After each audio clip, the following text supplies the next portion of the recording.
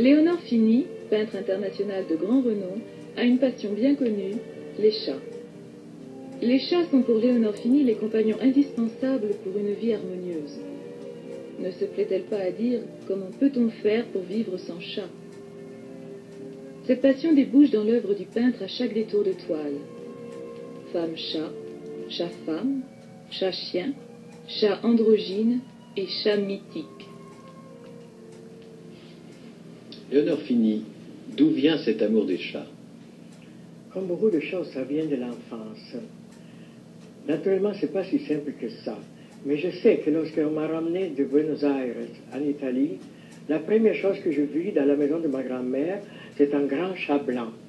Il y avait une étoile noire là. Et j'ai voulu tout de suite qu'on me pose par terre pour me rouler avec le chat. Et ça, c'était mon premier chat, qui avait déjà alors 11 ans. Elle en a vaincu encore 11. C'était le chat qui était même à ma mère lorsqu'elle était jeune fille. Après, j'ai eu beaucoup d'autres chats. Mais jusqu'à que j'habitais en famille, on ne me permettait pas d'avoir plus d'un chat à la fois. Maintenant, plus besoin d'autorisation. L'avantage d'être adulte. 17 chats, ce n'est pas rien. Mais quand on les aime à ce point, on peut dire qu'il est normal d'en avoir autant. Est-ce que vous arrivez à l'objectivité sentimentale avec autant de chats? Quelquefois, c'est très difficile, parce que eux ont un comportement différent. Bien sûr, lorsque je vois un chat très timide, je m'occupe particulièrement de lui. Mais il y a les chats très épanouis qu'on doit s'occuper volens nolens. Ils sont toujours sur vous. Ils sont tellement expansifs et même amusants. Et parfois, on s'en occupe un peu plus. Il y a une certaine injustice. J'essaie de la réparer. Mais il y a des chats qui sont très têtus et timides. Vous avez vu que certains, on ne peut pas les attraper, on ne peut pas les convaincre à jouer la comédie.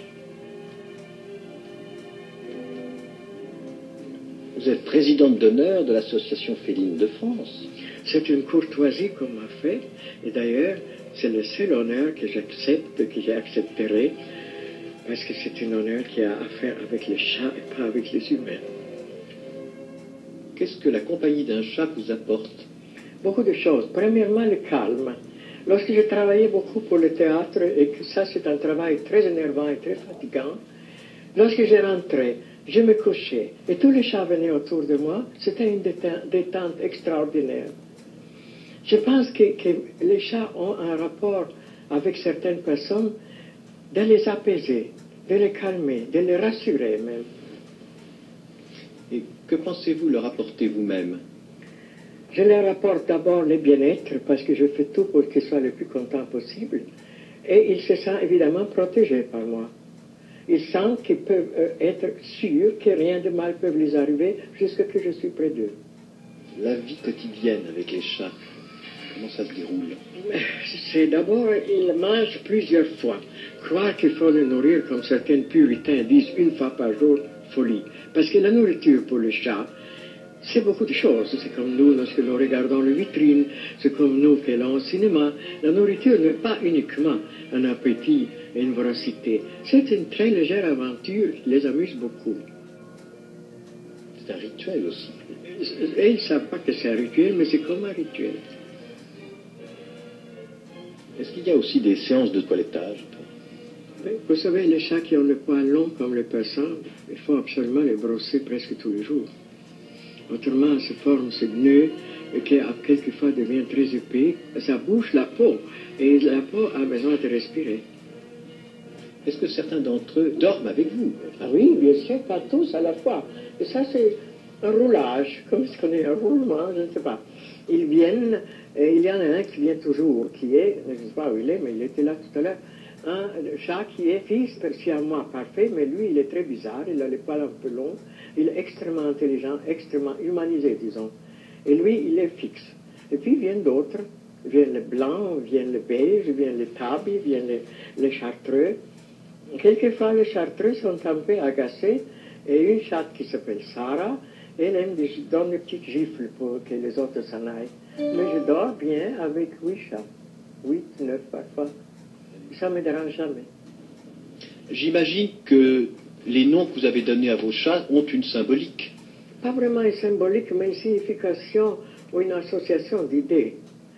Par exemple, ce chat que vous avez vu trottiner maintenant s'appelle Mufti. Tout de suite, je lui dis Mufti. Et par exemple, en allemand, on appelle Mouf le manchon. Il était toujours très rond, alors il se plaît que c'est ça, par exemple, dans ce cas-là. J'ai appelé un autre chat qui est un peu sans crème, Baphomet.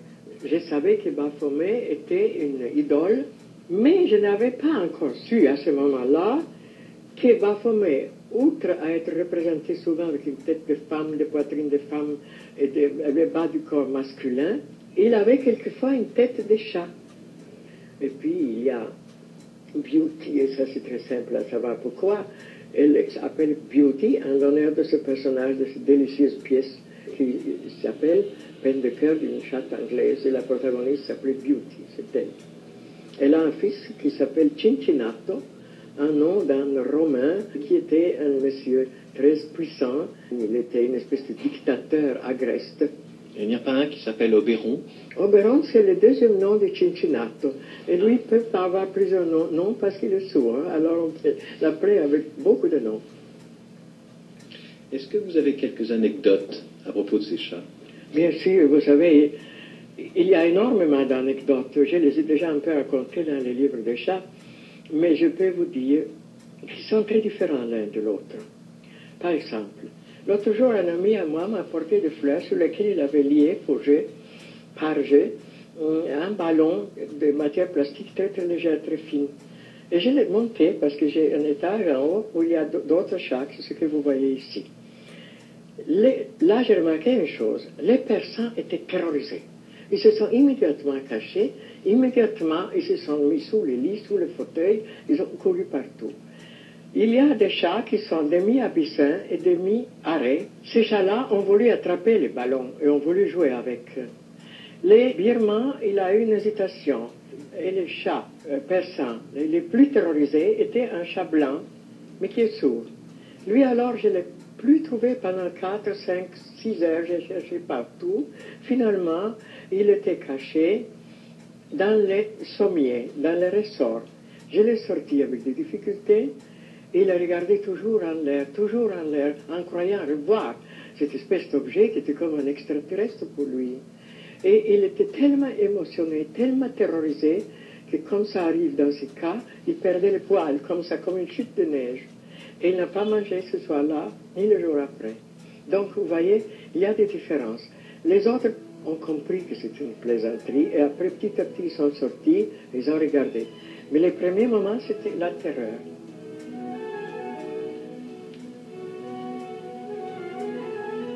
On vous a déjà dit que les chats aiment la musique? Non. Mais moi, j'ai observé. S'ils entendent une voix très aiguë qui chante dans le style de la colorature, par exemple les Barbiers de Séville, l'air de Rosine, ça leur plaît énormément.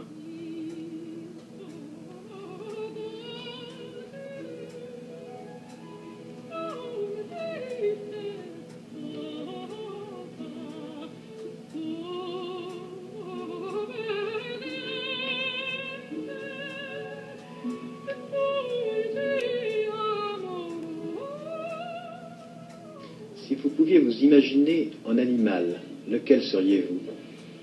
La question a déjà une réponse, évidemment, un chat. Et je ne crois pas que je ressemble à un éléphant ou à une cigogne.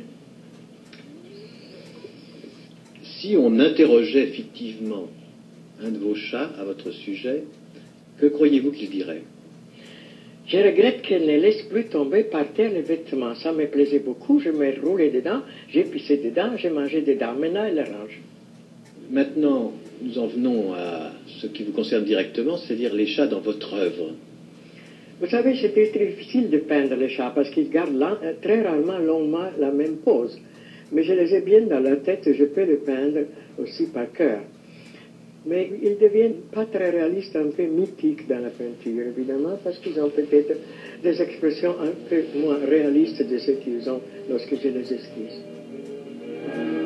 Mais j'aime aussi peindre des êtres qui sont demi-chats, demi-humains, qu'on appelle en général sphinx. Du point de vue artistique, qu'est-ce que le chat symbolise pour vous? Ils ont tellement de grâce, tellement de finesse, de délicatesse, de beauté, que lorsque je regarde un chat, je pense à un paradis perdu.